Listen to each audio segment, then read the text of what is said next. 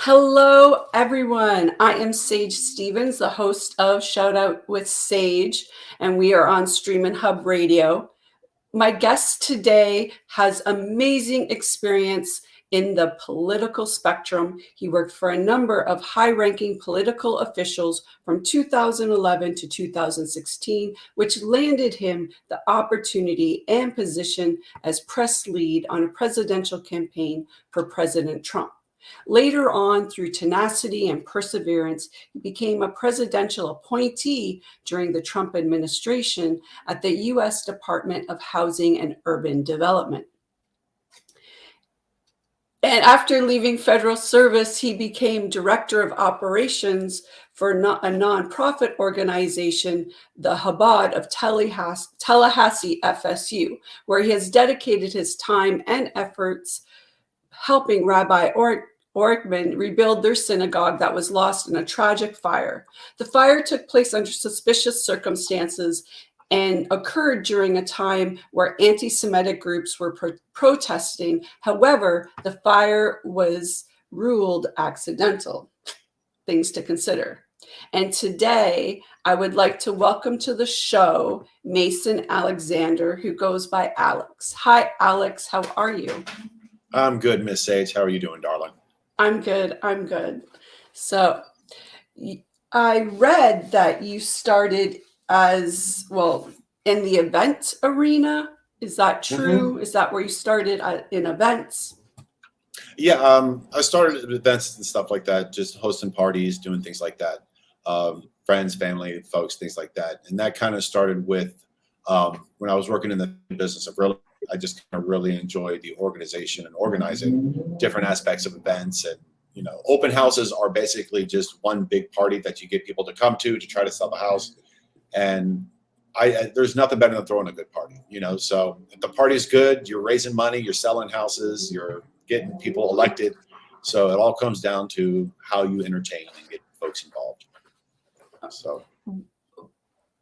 Did you always want to go into events, or it just because of that, that just sort of happened for you? It just kind of, everything for me has kind of just, I've gone with the flow and where I've been pulled. I always say I'm not religious, but I'm very spiritual. And I just kind of get tugged in these certain directions. And it's in those directions where I have become successful at. It's just knowing what your gut is telling you and what your abilities are and what you're successful at. I enjoy doing party planning, but I also enjoy office management, office direction, and running a staff and getting things moving and going. So it's just using both of those aspects of my talents, of what I'm good at innately, that has just flourished. And so so it wasn't really just one direction that I was going into. It was just following what I like to do. It's kind of like when you're at a restaurant. You order the chicken piccata or the tiramisu, and you never change because it's what you love doing. It's what you love eating. It's what you enjoy. And that's led me to where I ended up climbing to a very high ladder. So it's been a blast. I've loved it. How did that happen for you when you say high ladders? So you went from event planning into sort of the political sphere. Explain to us the transition. How did that all happen for you? Because I was reading in your bio and I'm like, okay, how did all this come about? It's extremely odd. It all started with Meredith O'Rourke, and I moved to Tallahassee in 2008, 2009, and went to Tallahassee Community College, and then was going to transition into FSU, and wanted to go for communications, and didn't know what I was going to do with it. It was, again, a calling and a pull, and through that, Meredith and I had started talking, and she needed some help with some events. She is a very high-profile political fundraiser, and she just needed some help. And I was like, yeah, why not? And through that, it was just, it just kind of hit it off. The event went great. And she's like, this is very much within your realm. She was like, you're so natural at this. And it takes a lot for people just to be able to walk into a room of complete strangers and say, hi, my name is Alexander, and I'm here with this candidate. And will you write a check for $100,000? And that's a special skill. That's a special skill. Yes, it is. Yeah. And it was I enjoy, and it was just one of those, there was a lot of joy and happiness that I was getting from it because I'm in a room with amazing, life-changing people. And I'm learning from them different aspects of all courses of life. And just to be around such influence and learning from them, that's where I enjoyed. And again, it's one of those, when you know how to just put things together and make sure, the important part is making sure that the event goes smoothly. I always have the saying that behind me, the house looks like it's on fire. And the press is up there and is like, sir, the house is on fire and there's children on the second floor and everything is under control. We have planned for this to happen and we have taken all precautions. The children are going to be safe. Everything's going to be good. But sir, you have lost the top 5 floors. We saw that coming. We've already taken, preemptive movement, and inside it's kind of like, okay, now I got to really figure this out. And it's being able to think quickly and on top, right off the cuff, and to make sure that it doesn't matter if the house is on fire, everything was taken care of just as you had supposedly planned it, even though you had no idea what your next step was going to be. The people that were around you were like, holy moly, like this was amazing. And you're like, I need a drink, Exactly. And it's all about being able to hold it down when I say it's showtime. When it's showtime, it's like they say in a league of their own. There's no crying in baseball. There's no crying in events. You don't have time to really think. Exactly. You have to just go with it. And go. Yes, so definitely. And that, being under high pressure situations like that, basically all of my life. And anybody that's worked in a family business understands the pressures that you get, especially from your parents and your mother, that you're expected to do certain things. You have to come up with the answers quick. And yeah, exactly. Yeah. So, and love my mother. She was the best person I could have had that trained me as a CEO. But it was just, gave me the abilities to be able to quickly think, resolve issues, and keep moving forward, without anybody realizing, case of one that was supposed to be there for people never showed up, it's just about being that kind of an A person. I remember I come from an event production background as well. And I worked for, what was it called? IFP, Independent Filmmaker Project on the East Coast. And I remember it's like you said, like there's all these fires that you're putting out. And I remember people came up to me at the end of the evening, that like the board of directors, this event was so great. They were giving me compliments. And I'm like, I was like this one lady, she was so sweet. I'm like telling her the things that went wrong. And she's like, listen, honey, you just say thank you and then move on. And it was the biggest, I still remember this to this day. And the lady's name was Judy Altman. And I will never forget that piece of advice she gave me. It was just pretend everything was supposed to be the way it was and just say thank you, even though to get it going, you had to run down the street and roll out the red carpet yourself in a gown because the people didn't show up, and whatever you had to do to make it happen, there you are. So everything went as scheduled to plan. If everybody's happy, that was what was supposed to happen. Exactly. If they thought it was fabulous, it was fabulous. So it was fantastic. Yes. Right.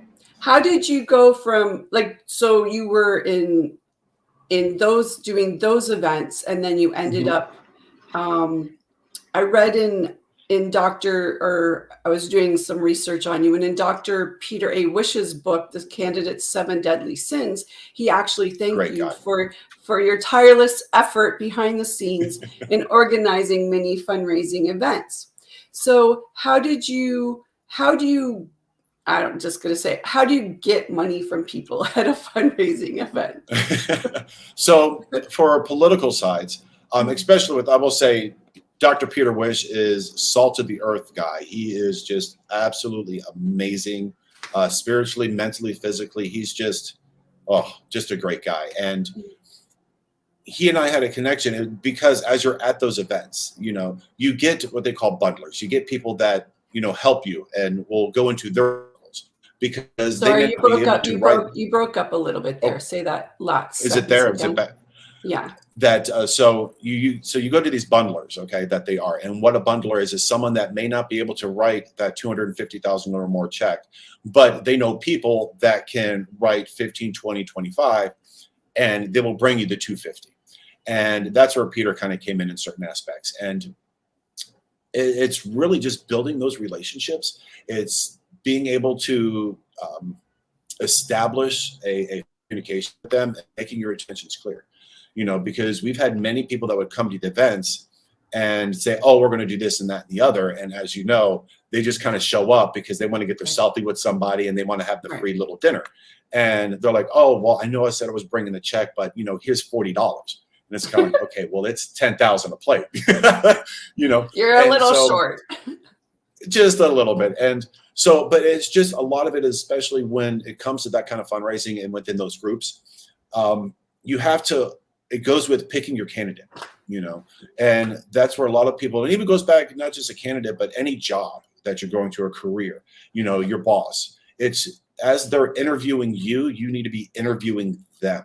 Is this someone you believe in? Are you passionate about their mission? Do you believe in their cause? Because when you believe in them and you believe in what they're working for, then when you're trying to ask for those dollars and those numbers, it's easier because you actually believe in what you're trying to raise the money for, which it then comes off very natural because, again, you believe in the mission. And so same thing, you're working for somebody, if you believe in how they work, they run their office, the job that you're doing, then it really isn't a job. You're doing what you enjoy. And was always, I had a gentleman one time, I was working for Rick Scott, and at the end of the event, we're sitting there talking, and he goes, thank you guys so much. This is a great opportunity. And, if there's anything I can ever do, just let me know. And I said, well, the 25 you gave was great, but 50 would be better. And he took out his checkbook, wrote another check. And Governor Scott looked, and he just was like, that was awesome, But again, it also goes down to never be afraid of the no. And when it comes down to, especially fundraising, is that people are always afraid to ask for the high numbers. Start off high. It's the same thing when I was going for my salaries and stuff like that. I went high because if I didn't start high enough, then they're going to lowball you, and then you get stuck with the lower number. They're gonna what's the word I'm looking for? They're gonna barter. Like they're gonna, like if you ask for whatever, they're gonna cut it in half and whatever. So definitely. And so when you're talking to guys that have tens to hundreds of millions of dollars, they don't want you to come in and ask for 5,000 or 1,500. To them, that's kind of insulting. Kind of like, you think I can only afford $5,000? Did you not see my 757 I flew one on? They're expecting those higher numbers, and they'll let you know $500,000 is not. But I'll do 250. I'll do and just start from there. And they're going to let you know. And after a while, you build a rapport with these guys where they will give consistently certain digits, certain numbers that you just know automatically. This person will give this much, this, that, and the other, and you can call them up and be like, "Hey, we got an event coming up. Love for you to come. Can you do such and such?" And they'll be like, "Great. My American Express number is." And which I will tell you blew my mind that the money these guys, one guy told me we put it on his card and he was like, okay, great. My wife now has to be able to take her friends on the American Express points, which is just one donation, so a lot of it is just not being afraid of the no and not being afraid to ask the hard questions. So just ask for it. Basically what you're saying is just ask for what you need. And don't be afraid. And is there a time where you were afraid of like anything in your career? Was there any moment where you sort of had to get some backbone going and move forward? So we talked about this earlier the other night when you were here at the Chateau. Yeah. I've always worked under the weird pressure of, how do I not get fired today? And that was always my thing. What do I need to do to not get fired? And that gave me more of a gumption to really excel and go forward. So there have been tons of challenges, through all aspects of the career that I've had and the journeys that I've been on. I never in my life thought I would be in politics.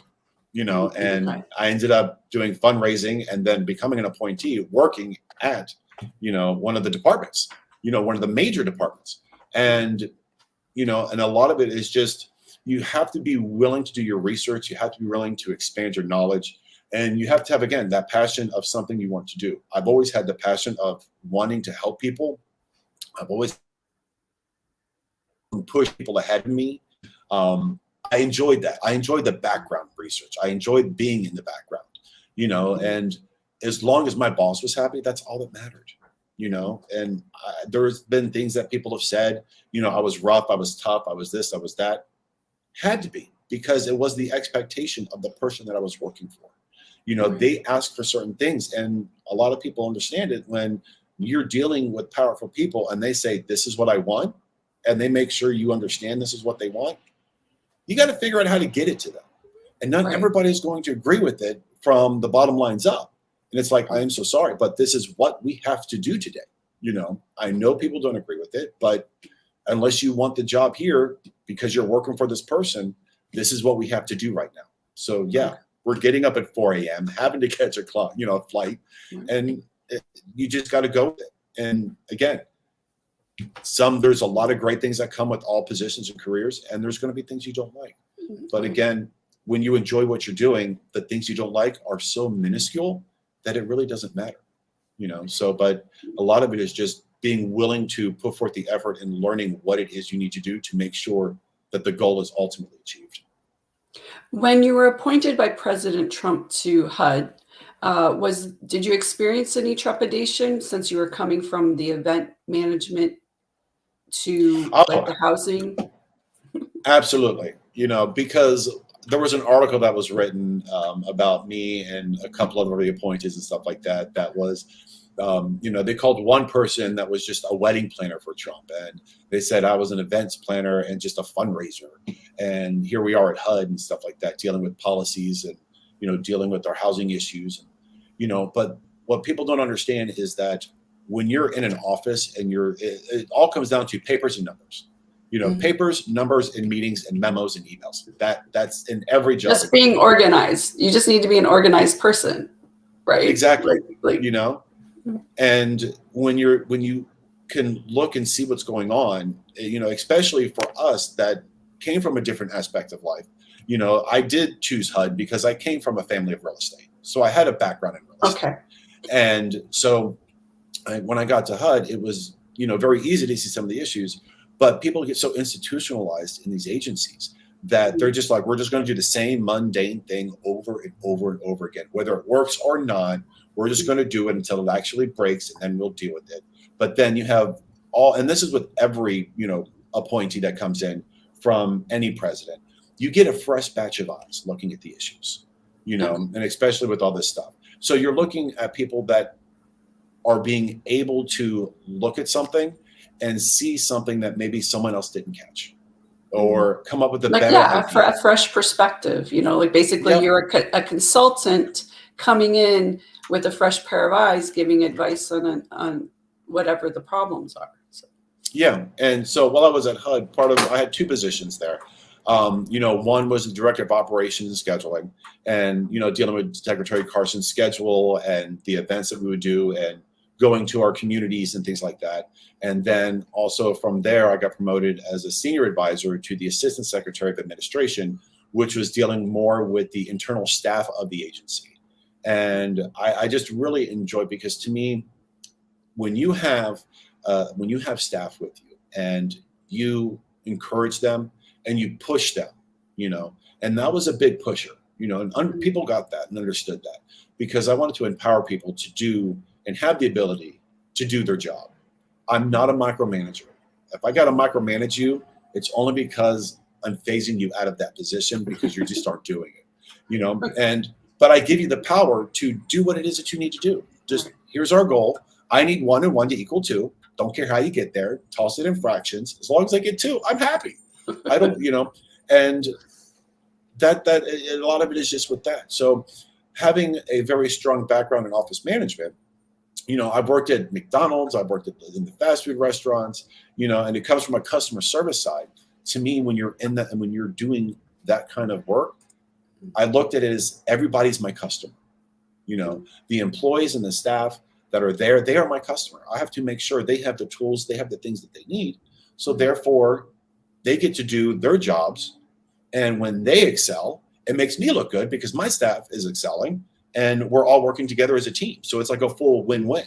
I used to do what I call Pastries Friday, where every Friday I always brought in, donuts, and oh my God, there was a place up in DC called Best Buns, but they had the best honey buns.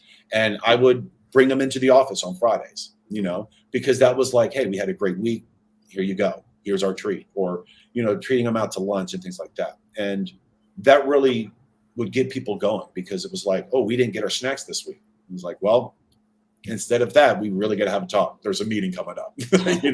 We don't have time for snacks but that's just being able to organize and basically choreograph an office space and talent. Right. Yeah. Okay, cool. What was your greatest accomplishment when you had that position at HUD? Honestly, I would say my greatest accomplishment at HUD was just being able to get a bunch of the staff together and the different departments within the agency to actually start communicating. The Assistant Secretary of Administration, Suzanne Tufts, a phenomenal woman. And, that's what we tried to coordinate together. She and I were literally the hands, for the staff. And there were some tough decisions. A lot of people didn't like some things we had to do, but it had to be done. It's taxpayer dollars. And that's what a lot of people don't really look at, that this is money that people are stroking checks for, and people that don't have the money that's coming out of their paychecks, it can't be wasted. Not 1 cent can be wasted. And there's a lot of hard calls, but we were able to really start getting things running a lot more efficient, do the reduction in waste that was there, where there was duplications of activities that were happening in departments. We were able to combine them now. And so that would be one of our, I can't say me because we did it as a team. Right. I am a firm believer in there is no I in team. There may be a me in there, but there is no I. And so everything we did together, team wise, that was our success, because we reduced waste, we promoted, and everybody was able to excel. So it was just a great time. If someone was wanting to get into politics, what would your biggest advice be? Don't. No, to those that want to get in politics, I will say, get ready for no sleep. It is a 24/7. It doesn't matter what day of the week it is. It can be your birthday. It can be Christmas Eve, New Year's Eve, Christmas morning. It could be at the funeral of a loved one. And when your phone rings, there is no such thing as voicemail when your client calls. Right. It doesn't matter what it is. You're at a wedding, you're about to say I do, and that phone rings. You got to tell your spouse, 1 second, please. Yes, sir. Gotta take it. Take it. Yes. That's just how it is. I've had clients that I thought were calling just to wish me a Merry Christmas. And it's, 7:30, 8 o'clock in the morning. And they started out Merry Christmas, Happy Holidays. Hope you guys are having a great time. Right. And 10 minutes after that, it's like, hey, so we got a function going on tomorrow. Where are we at? Right. And so, but yeah, prepare for no sleep. Pick a nice little soft pillow, carry a blanket with you in your car. Right. It's just a lot a work. It's a 24/7. Right. But the experience and the things you get to do, the people you get to meet, it's just amazing, but it is a lot of tiresome hard work. A lot of people think, oh, you're just a fundraiser collecting checks and hosting parties and having wine. No, there's so much that goes behind it, even at an agency. They're constantly going, especially if there's a natural disaster and now you're watching hurricanes hitting Puerto Rico and you've got, 45 people sitting at a conference table, literally 24 hours a day until it all goes through. It's all hands on deck. So, you got to have the power, the personal power to have that want to help people, because that's what you're doing when you're in politics. You're there to initially help people, not so much get your candidate elected, but to get them elected because they're there to actually do something for people that actually need help within what they're trying to do and accomplish. Yeah, I don't think, many people would perceive it that way. So that's nice to hear. Some people don't perceive politics that way. Definitely not. Yeah, I'm a rare little bud on that one, because to me, everybody that I've worked for, I believed in a good portion of what they were doing, and every president, every governor, every senator, every congressman comes in with wanting to do something for somebody. They want to do something good. They want something to leave a legacy by. And it's hard because if you make one mistake, that's all they're going to focus on. But they're not going to focus on the all the veterans that other are no good longer things, sleeping. right. Yeah. They don't focus on the veterans you now are no longer sleeping on a bench because of the policies your administration came through, or the homelessness issues where, a nice portion of it is now being reduced because there was legislation that was passed within the state that got them off the streets. They're like, oh, well, you took 100 people off the streets, but what about the other 500? Well, it all takes time. But by the time it comes through, somebody else comes in and redoes everything. It's just right. It's a big change. Yes. Yeah. You were mentioning, that is sort of a 24/7 job when you're doing events or politics. How did you have a problem with balancing, your life with your work, or you were just all work at that time? At that time, it was what I believed in my spouse, which was a huge mistake, that we were in it together as a team. And we understood the function of the goal. It was to be able to set things up for the future. And this was a sacrifice that we were making now to be able to do things in the future. And so, but they too got to benefit because they would come down to events, they got to stay at the hotels. And as I say, be the housewife, as he was, because while I'm working and stuff like that, they're enjoying the spa, they're having the room service, and we would hang out in the evenings. So we tried to keep it together as much as we could. But there was a lot of sacrifice there, and I do that debate. Would I do it over again and save possibly the relationship? And, and it came down to, I would, because there was no saving the relationship, and that was a choice they made because they wanted a whole other different path. And that was just that. So, but it's just, as long as you keep the communication going. And right now, I think it's so easy between FaceTime and having cell phones and everything else. You can always, be in contact and watch. And, it'd be tougher, I think, if you have children. That's a whole other aspect, But if you're single, or especially if it's just you and your spouse, that as long as you come up with that game plan of, hey, we're going to have dinner by Zoom and we're still going to communicate and we're still going to be together, and then it can totally work. But children, I think you'd really have to really think, because you're going to be missing out on a lot of first moments. We're talking first words, first steps, first hit of the T-ball, proms, it's a sacrifice. So huge. Right. But the benefit at times does outweigh sometimes. When we first met at Chateau Marmont, we chatted about your divorce, and you were very open with me about certain things and how alone you felt at that time, and that you actually started opening up on TikTok. You posted TikTok videos, and you were sort of vulnerable about what you were going through. So tell me, how. I would be afraid to do that, to be that vulnerable, but you said that it really helped you in your healing process. And so I was wondering if you could explain a bit about that. And I'm still healing. That's been this whole journey I've been on, which led me to LA, which led me to you, to all of this. It's just, but no, when I came home and all of their things were gone because they packed up and left, because I can't say what they said here, but I'll just say they decided to choose a different path of life. You shared what that was. Yes. Thanks for not sharing that. It just was it was traumatic for me. And of course, but to have it literally just ripped away in an instant, and it just life-changing, and it destroyed me. I lost my husband. I lost my friends. I lost my person, the one that I thought, what I call my apocalypse buddy, that we would have been back to back fighting to the bitter end. And now here I am, solely and completely alone, because they had flipped the narrative in the story. And, when you have nobody to talk to except for your two cats, it gets very depressing. And this is kind of where I was working for Rabbi Achman over at the HUD. And I have to say, he has been and was the most beautiful boss anybody could have asked for. Because during that time, when losing everything, that I completely went into a meltdown, went into a complete shutdown of myself. And for 2 months, I did not leave the house at all. Oh, wow. And he would come over and he he just told me, when you can come back when you're ready. And not once did he miss a paycheck.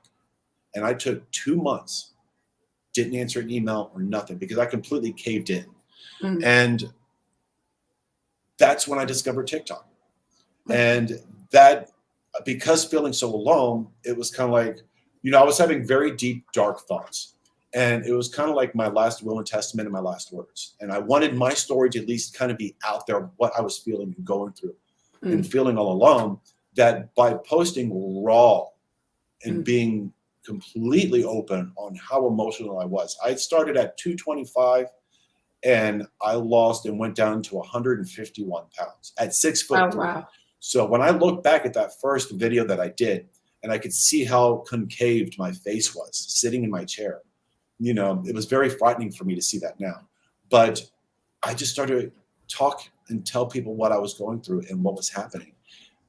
And all of a sudden, people were reaching out and saying, I'm going through the same thing.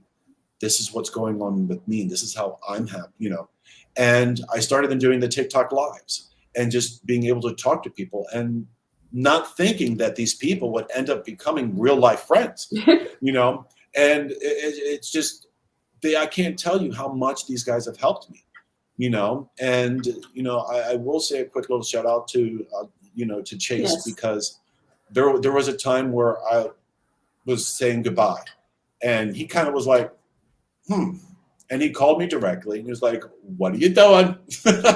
And, he is the reason why I'm still here today, because he took the time and saw what was happening and what I was going through. And he stood on the phone with me for like 5 hours that night. And Oh, wow. so that really led into just a friendship and a community of all just there for each other, where we talk about what's happening.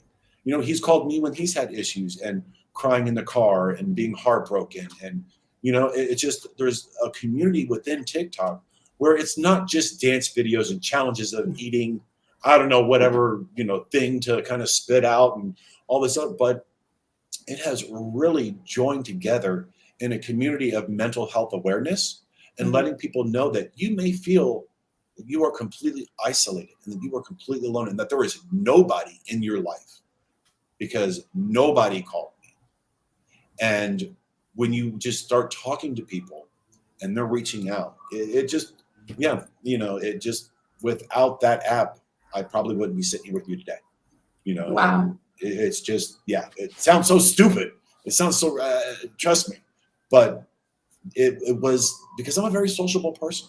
I mean, look what I did Right. for I mean, yeah, you know? have to talk to people. You can't be in events and not And talk to people. So, yeah. so to go from a world where you're talking with hundreds of people a day, and then now you're back at home and you're in an office of 3 people, and you had a social life of like 15 to 20 friends that you went on vacation every year with to different locations and always doing dinners and the birthday dinners and the parties at the house, and now all of a sudden it's crickets. Yeah. It's a that's- huge shock. It's a huge shock. Yes, So, it's a but- lot to go. It's a lot to go through. How did you sort of get over that? Like you just got over it, or you're still working? Still on working on it.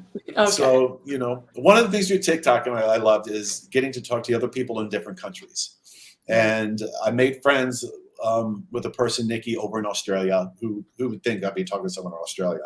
And so he always tells me, darling, you're on an Eat, Pray, Love tour, because when we had our final mediation and they were just being completely unfair, because I was just, here's the plan, 50-50, call it a day, I'm done.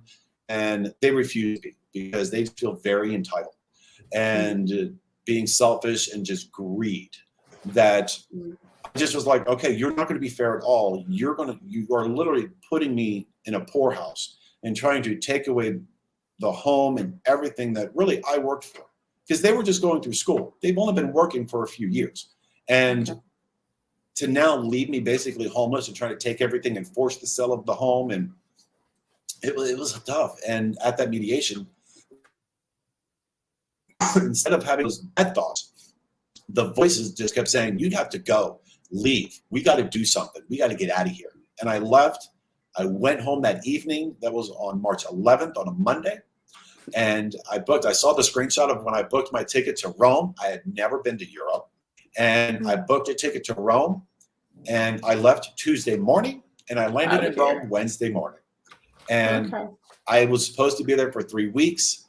And then 56 days later, traveling through Italy and France and England and Ireland and Spain, it just gave me a chance to be out of that house, away from all memories. I'm in completely new spaces, staying at fabulous hotels. My God. And, the food. Oh. So I was on my Eat, Pray, Love tour. And I'm still going through my journey now. And that's how you and I kind of came along. Exactly. Exactly. And here we are. You got to do the self-healing. Okay. How important, you're talking about relationships on TikTok, but also how important is networking and relationships, not just personally, but also in your career? And do you think that has helped you fundamentally? Absolutely. Because to me, it's everybody, there should be no reason if you're sitting somewhere, you shouldn't try to talk to the people next to you, because you never know. Same meeting with you. It was just having fun and just chit-chatting with people just because I like talking. I like talking with people, and just, you learn new things every day from somebody. Exactly. And so when it comes, especially networking, it doesn't matter what career field you're in, whether you're in politics, McDonald's, real estate, you need to be talking to everybody. And because someone can offer you an opportunity, and there could be a need that you could fill for them, or a need that they can fill for you, and that's just all a part of being able to just be open and friendly with folks. There's no reason to be a schmuck, there isn't. And especially when you're out and about, just what's wrong with smiling at somebody and saying, hey, I hope you have a good day. Are you enjoying your drink? That's not LA. That is so not LA. At the chateau, it seems to be. Chateau's sometimes a little more social than some of the other places in LA. Actually, speaking of that, how do you decide what to say yes to when you're approached with a new opportunity or venture? What factors go into that decision? Honestly, I look at it. My first question is, one, can I do it? And the second one is, how much fun is it going to be? Because whatever I do, I have to enjoy it. I have to enjoy it. For me, this comes from my mother. I've never looked at the money. It was always just, if I enjoyed what I do, the money's just going to come. Okay. Are there? I'm a gambler. I'll roll the dice. And trust me, I've crapped out, number of times, but you still roll the dice, and you kind of hope for that, that 11 and everything else. And it works out sometimes, but you just got to enjoy what you're doing. Are there any opportunities that you said no to that now in hindsight you wish you had said yes to? You're like, oh, I should have done that. No, I think all the opportunities that I've turned down was, I don't know. It was that gut. There were certain people that I kind of refused to work for. I just, money was good. They threw it at you, and I always got a little leery. The more money they give you, why? No, I'm good. But, I will say one opportunity, and it's a stupid, silly little thing, is I was 19, 20 years old, working at Winn-Dixie, because I always wanted to use the scanner at the grocery store. And this guy comes up with the thing. It was like 1 o'clock in the morning. And he just sticks his hand and goes, shake my hand. And I was like, no, I'm good. He's like, no, just shake it. I was like, no. He goes, okay. He grabbed his groceries and he goes, I was going to give you $1 million. I just hit the lottery. And because you didn't shake my hand, you lost. And he walked out. And to this day, I still wonder about that. If I would have shook his hand, would I have got, if it was real, right? Yeah. But there's, because he looked like an average Joe, and especially coming now and seeing that some of the millionaires and billionaires don't look like they have it. Yeah, exactly. It's, Yeah. yeah, I would have shaken that hand now. Exactly. I What shake was- everybody's hand. right. What is the biggest piece of sage advice someone has given you in regards to your career or life that really resonated with you? So the advice that I've gotten when it comes to the career is that it doesn't matter how hard the job is. Sometimes you just got to bite on the leather strap and just do it. Just get it done. There's going to be some difficult things. Doesn't matter where you are. Mm. High power, low power, medium. There's going to be things that are going to be tough, and it is your job. It is what you were employed for, and you just got to do it. And if you don't, then you have to make that decision. Okay, this is where I draw the line, and this is where I will back out now and say thank you very much for the opportunity that you have established and given me, but I have to now leave. And I've done that a number of times, because if I don't morally believe with something, I'm not going to put myself in that kind of jeopardy, even if it's just going to make me feel uncomfortable for a while. Why? Because no, so sometimes you have to make that hard decision to say, I'm going to do it, or the harder decision of it's time for me to leave. Okay. You need to know when you need to go. So it's basically what you're saying. Yeah. When to move on. How important is it to work hard, but also how important is it to work smarter? And do you have a tip on that? Yeah. The smarter over harder is, if you have staff, don't be afraid to delegate. Your team wants the empowerment. They want to have the ability of free will. And when you give that to them, you're going to have such a strong team, because they're going to be with you and by you and fight for you, because you give them that opportunity for them to showcase themselves, because everybody wants the next step up. And if they can't show their abilities and their talents, why are they going to stay with you? So that's always, for me, was always the biggest thing, empowerment. But when it comes to the smarter and harder, is looking at what opportunities that are given to you, and don't be afraid to try something new. Don't be afraid to turn left if everybody's going right.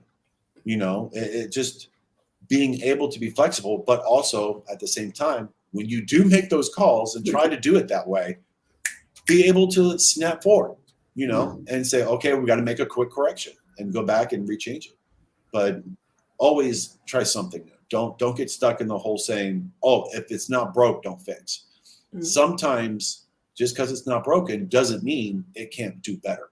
I mean, right. You can be innovative and create new things, and yeah, because if people didn't try new things and push the limits, we'd still be working on dial-up from the 80s where you can't use the phone.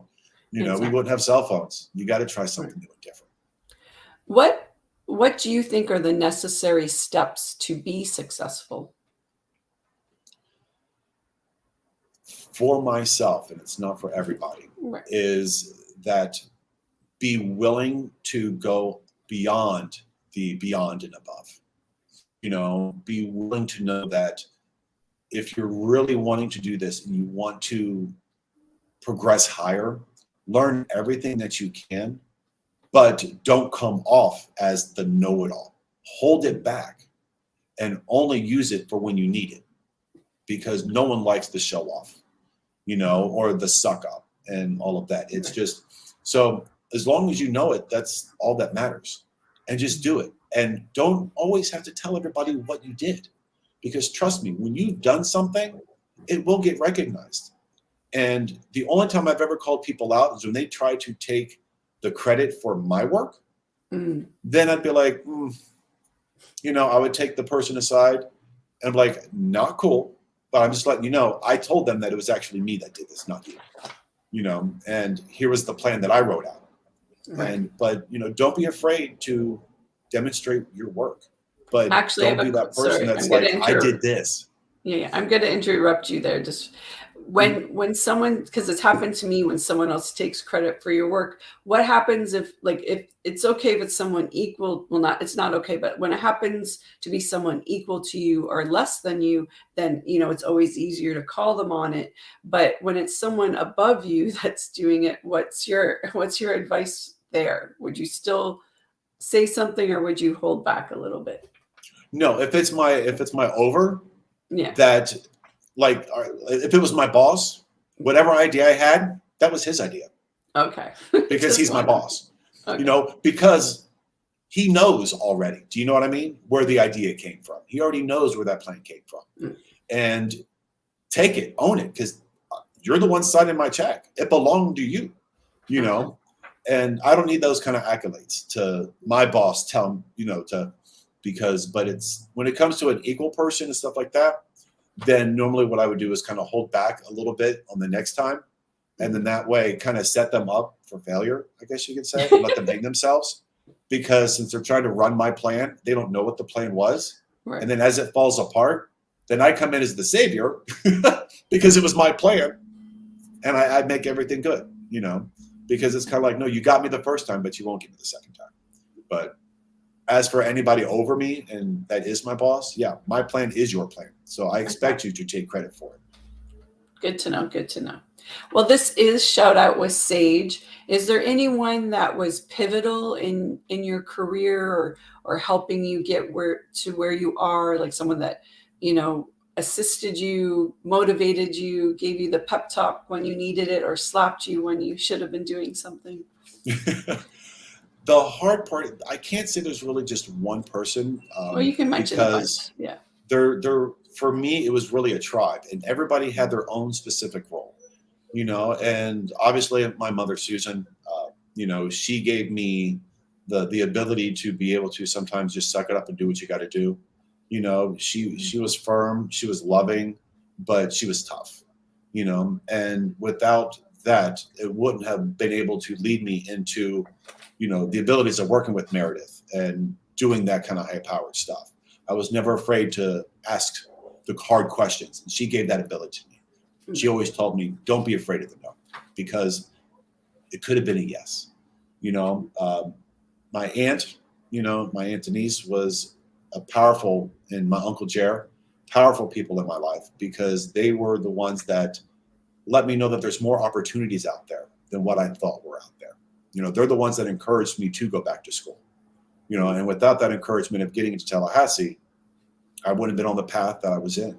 Right. You know, and I will even give a shout out to the soon ex-husband, Andrew, that he has taught me so much in this last year of what to look out for a narcissist.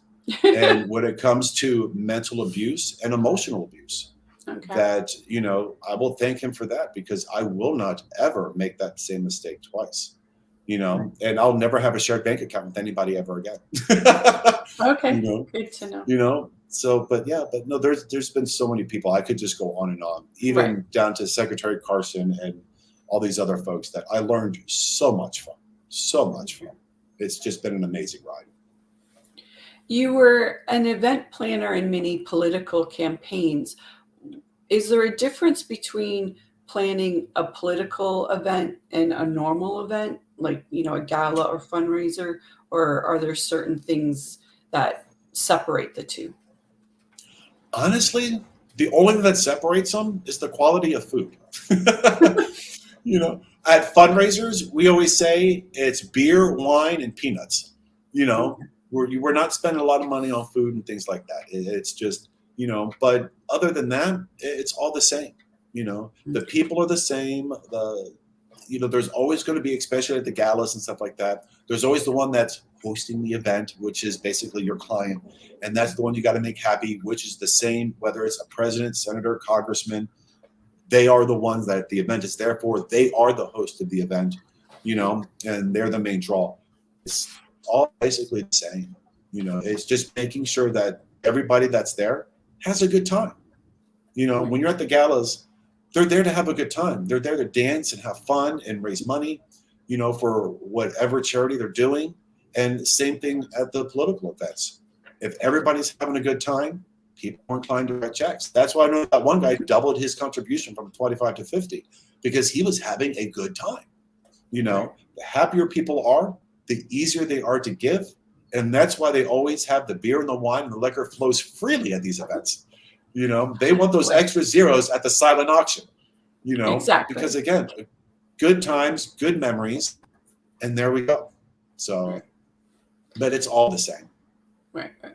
How does someone from a Catholic background like yourself find themselves dedicating their time to rebuild a Chabad in Tallahassee? I know we always say it's kind of crazy. I do. He's an amazing, amazing person. And I think that's what it kind of came down to is when we sat down together and we were talking, it was, like I said, I interview the people I'm working for just like they're interviewing me. And I loved his spirit. I loved the personality and I loved his energy. There's so much energy in Rabbi Achman that it's just, yeah, it was just amazing. And for me, it was everybody deserves their own personal house of worship. You know, for myself, it's either in my bathtub or in my living room or just out in nature. You know, I'm very spiritual, not so much a religious side. And, you know, so to have, you know, especially the students at FSU, Florida State University, to have the Jewish students there lose their synagogue, lose their house of worship, their community center, that's devastating, you know, especially when they're just trying to get through school and now lost this. That it was a lot of work to get their temporary situation that we have going up right now. You know, we raised well over just about $500,000 for it, and they're debt free from it. You know, we were able to raise enough that it was all, but that's only the temporary situation because it's a modular, it's a quad trailer. And so we have plans to build a beautiful new synagogue that will represent all the students of FSU and the Jewish community locally and within the student body to bring them all together. You know, because sorry, could you repeat that last little bit for me? You broke up a little bit. Oh, that it was to bring them all together at the Chabad to build the new establishment that they're building, the new synagogue, because it's not just a church. It's not just their synagogue. It is their house of learning. You know, it's where students come to do homework. It's where they come to feel safe.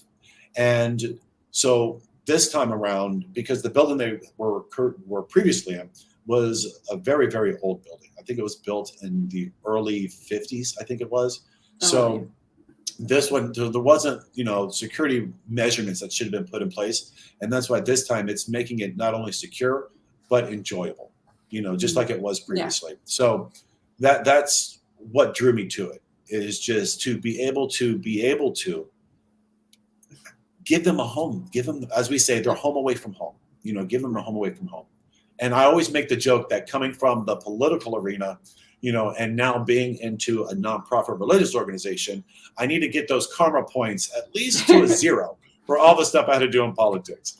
You know, so that way when I finally do pass, it's like, okay, I got 1 point above, I'm in. Because just like elections, you only have to be 1 ahead, and that was that. I just need 1 good point. So. With nonprofits, what makes a successful nonprofit? Like, how do you, like, because I've worked in the nonprofit space as well, and a lot of them, you know, they're underfunded, understaffed. Well, not all, but some, and you know, it's a very working there. You know, you definitely have to. It's like what you said before. I mean, you have to really believe in the mission, and you have to believe in what they're doing. So again, back to how does someone make a nonprofit successful? You have to make sure that the person that's running the nonprofit has a good team. And that's why the rabbi and I got along. And because we are a great team together. We are a tough team. And we're more like brothers, you know, because we will go at it and just have those hard, tough, loud conversations. But we still have much respect for each other, where we never say anything that's truly out of line. And because he is so passionate, just like I am, you know, I come from the atmosphere where I'm passionate about is there is going to be no waste. We're going to do all the right things. And he's right there with an agreement with it. And he encourages me to make sure that we are not wasteful and that we are using every dollar that comes in those doors, as it should be for the students, and for the community. And the best thing for me was looking at, especially with the nonprofits, is look and see what they do for the community. Look and see what they do for their members that are there. Because if you're with the nonprofit and you're kind of noticing that they're not really giving to where it should be given, who's really profiting? Right. And that's why for me being there, it was everything we did was going to the right areas, was going to the students, it was going to the communities. That's where it was. When we had the hurricanes and the storms and tornadoes that have come through the Tallahassee, and not just Tallahassee, but through Florida, and down in South Florida, when all those storms happened. To me, it's kind of like, oh, there's a HUD down there. Can we be helpful? What can we do? Rabbi, next thing you know, he's down there trying to see exactly what they need. And he's calling up saying, hey, I need 17 generators. We need to get these buildings up. We don't need just single generators. We need buildings because all the food, because all the kosher food that's going to go bad and be destroyed.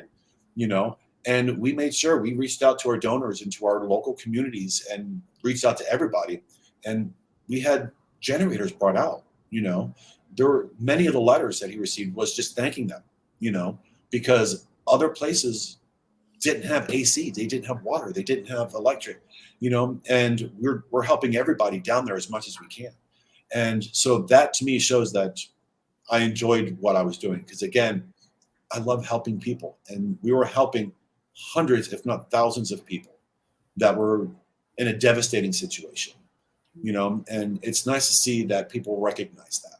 And that's why he and I very much are hand in hand, fist in fist, because it's for the people. I felt like an old commercial, for the people, by the people, but he was just a great guy that does what he says he's going to do. That's an amazing story. Thanks for sharing.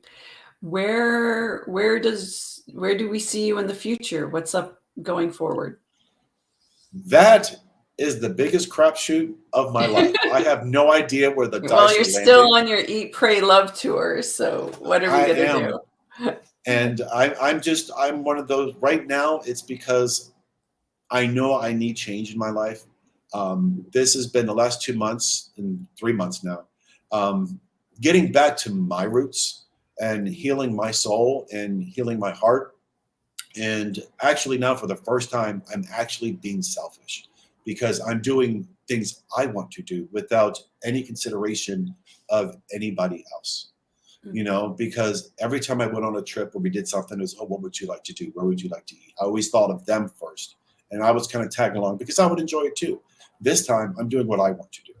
And I don't know, I still have my connections and stuff, talking with the rabbi and stuff. And I knew with me leaving and stuff like that, I needed to back away from everything, because I was working literally in my memories there. Where my office was where all the good times were. And it was very hard being surrounded by all those good memories. And it was devastating. It was so hard. I mean, it killed me every day driving to the office. I would cry.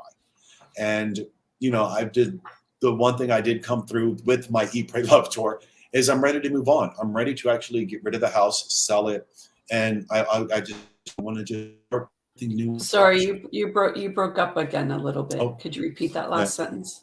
Yeah, that I'm just wanting to start new and fresh, So I'm currently looking for a job and a different position elsewhere and seeing what falls in my lap and what I can do for other people. But I'm just winging it. I've always been that structured guy. I've got the plan. I've got to do this and do this. I didn't know I wasn't supposed to be here for 3 weeks. I was only going to be in LA for a week. And I keep staying. I was only going to be in Europe for 3 weeks. Yeah. I was going to be in Europe for 3 weeks. I was there for 56 days. It was just, right. I would decide what I'm going to do the next day, and I'm just kind of, who knows where I'm going to be. I just know that this is the time of Alexander. This is my time, because I'm going to promote myself this time. I'm going to push myself this time. And I'm going to do things for myself because I know what I like to do. And I love helping people. I love helping those that want to be successful. I like being in the background of somebody successful, pushing them forward, and people knowing my name, but not knowing my face so much, and the man behind the scenes. Yeah. Making things because I happen. definitely know that the ex-husband would not have achieved the successes he had without my help. Between his raises that I would push him to get, how to negotiate for his raises, all of that stuff. I will take credit for that because that was me. And that's not me just being arrogant. That's me being truthful. Okay. To go back to something you previously just said about the past, you also mentioned in your TikTok videos that to put your past in your past. Can you Yes. explain what you mean by that? Because I know many people struggle with leaving their past behind and not having, maybe shame. Maybe you did something stupid, or maybe there's something that, was a bit more traumatic that happened to you that's, sticking with you. How do you move forward, and how do you leave that in the past? Yeah. When it comes to leaving your past behind you and moving forward, that is still, it's a long process and something I'm still doing every day. I wasn't perfect. Don't get me wrong. I was not perfect. I made my mistakes. And it's being okay knowing that you just have to now, I'll just say it this way. You can't change anything that you just did a second ago and prior. Once you've done it, you've done it. You drop the glass and it's broken, it's broken. What are you going to do it from there? So you have to not so much think and worry about yesterday, but live in this very singular moment that's happening right now. This is where it counts, because what you're focusing on is tomorrow. You're focusing on the next hour from now, because you can't change anything that you just said, anything you just broke, anything you just did. It's done. It's out there. There is no eraser in time. The only is heal and forward and do better.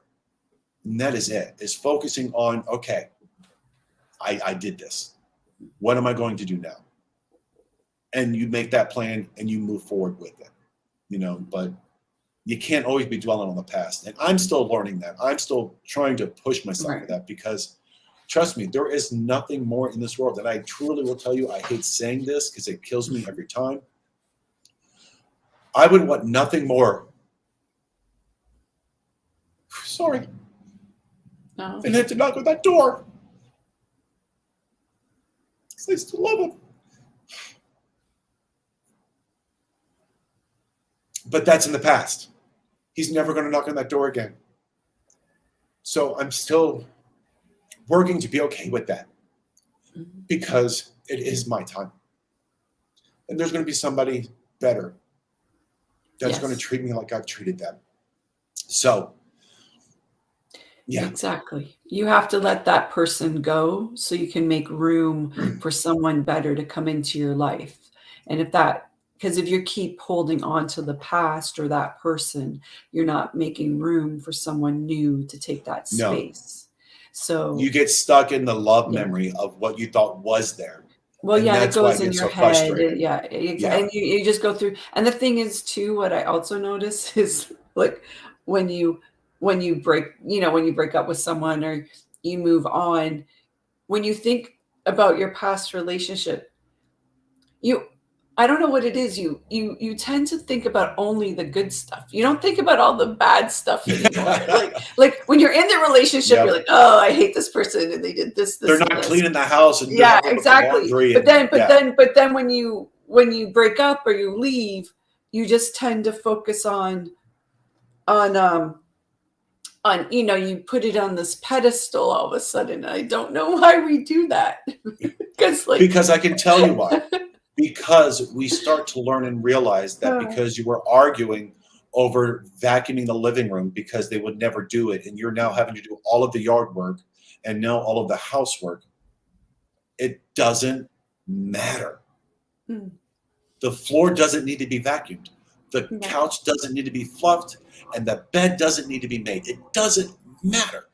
Only thing that matters was just the happiness of the people. And we tend to realize that when you lose it. Way too late. Way too late, And, you do have to keep your house clean, but oh, absolutely. You don't want the bugs coming, but I get you. there's things I'm very proud of. It was my home, and but it was just like in all aspects, it was like I should have just had a maid come in 3 days a week instead of one because, that kind of stuff, Right. and that's just something that I have learned and I will move forward with. And just also knowing that I need to be a better communicator because I'm great at work, telling people exactly what I'm thinking and what we're doing.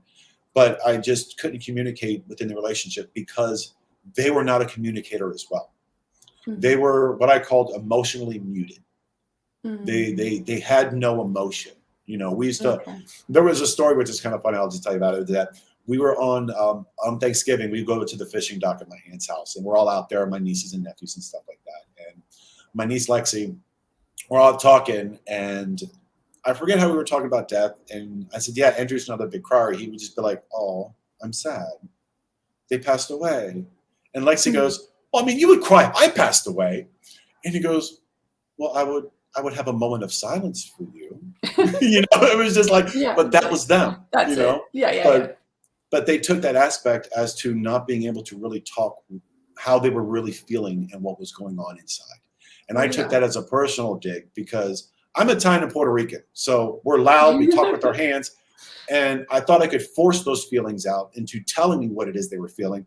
And the more I tried to fight about it, the last argument we had is, why can't you just say you love me? And the more I was yelling about it, the tighter they became inside and shut down. Because they couldn't express their feelings. They didn't know how to. They were just inept in that way, and it is what it is, but we're moving forward, but that's why leaving the past in the past and knowing that you can't fix it, it's just trying to really focus on what you can do today. How can you make your life easier today? How can you make your life better today? And what can you do for somebody else to make them better as well? Whether it's just inviting them down for a drink or helping someone tie their shoe. There's so many things you can do. So, but that's why I'm still here at the chateau. And it's just, I was supposed to leave today and I'm not leaving. Well, I guess maybe I'll see you later for a drink, maybe. Oh, I would love that. I would love that. Okay. And with that, I want to thank you so much for being on the show today. Is there anything you'd like to say before we wrap it up?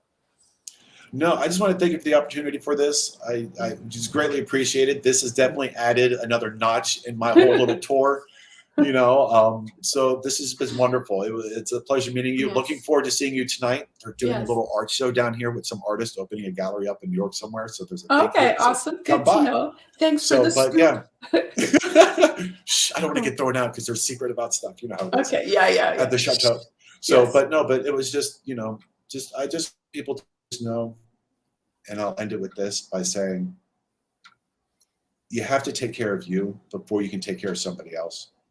And as far as you try to help other people, don't sacrifice yourself, because I'm learning that way too late.